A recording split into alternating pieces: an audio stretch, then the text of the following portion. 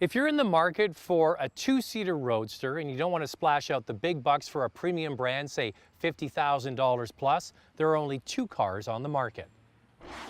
The longtime favorite, of course, has been the Mazda MX-5 Miata, and now there's this mini roadster. There is nothing like driving with just two seats in a convertible. It's a very intimate experience, and now we have choices.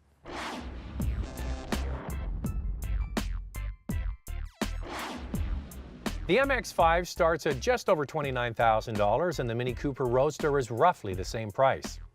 Now, what this Mini has over the MX-5 is options. For example, this is the Cooper S version, the more powerful model. It starts roughly around $33,000, and for anybody that likes driving dynamics and a little bit of power, this is the one to get. If you really want a lot of power, then the totally souped out version is the John Cooper Works version, and that's almost 40 grand. Last season, we had a chance to drive the Cooper S Coupe, basically the same car as this Roadster here, but with a fixed roof. Make sure to check out that review at drivingtelevision.com. So the roof is manual, and this is the way it operates. There's a little latch here to release it. You pull the roof up. You can do it from inside the car, but it's a little easier like this, and put it down. There's a rotary latch on the inside to connect it to the top of the windshield, and the opposite to reverse it. It goes down pretty quickly. The Mazda MX-5 can be ordered with a manual roof like this or a retractable hardtop. It's a fantastic option and adds little weight to the car. Now, inside the Roadster, the dash is the same as all other Mini products, and I'm not a huge fan. There's a whole bunch of different things going on here, dials, switches, and all basically scattered through the interior. After a while, you do adapt, but it could be better. The one that's kind of cool when you get the Roadster is this sunshine dial. It tells you how long you've had the roof down.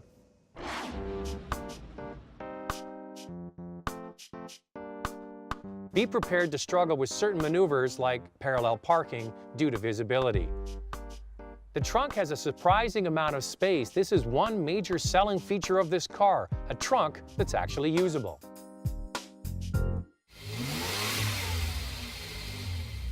Now, the base model Mini Cooper is a cute little car, but you know what? I've never really enjoyed driving it that much because the power is underwhelming.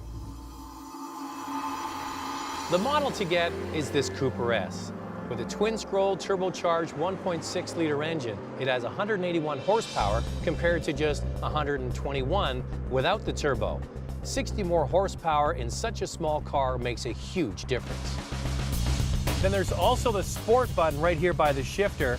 When you push that, it makes the throttle livelier and also opens up the baffles and the exhaust. So when you lift off the throttle, you get all these pops and burps and little backfires that make the car sound so much sportier. You get this in the coupe, but it's much more effective when you have the roof down.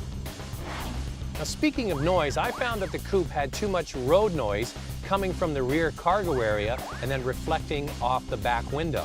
Now, because this Roadster has a totally separate trunk from the cabin, even though it's a convertible, it seems more pleasant to drive.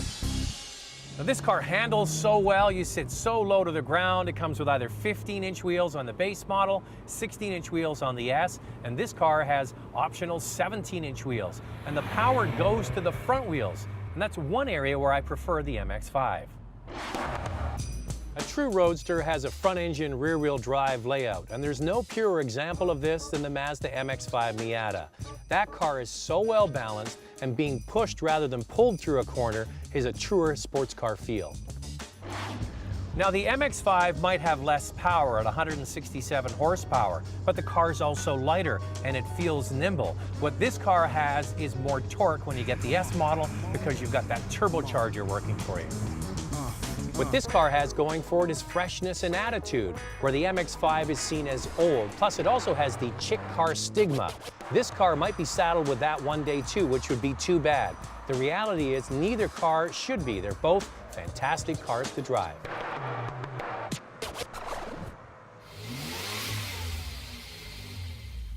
Now, here's some good news. If you're a single person or a couple, you don't need a back seat. This Roadster is slightly cheaper than the four-seater Mini convertible. And you got to hand it to BMW. They've done a great job of staying true to the original Mini design, yet keeping it fresh and modern. This car is a perfect example of that. Only two choices if you want a Roadster under $30,000. I'm thrilled there's a new option for everybody to drive.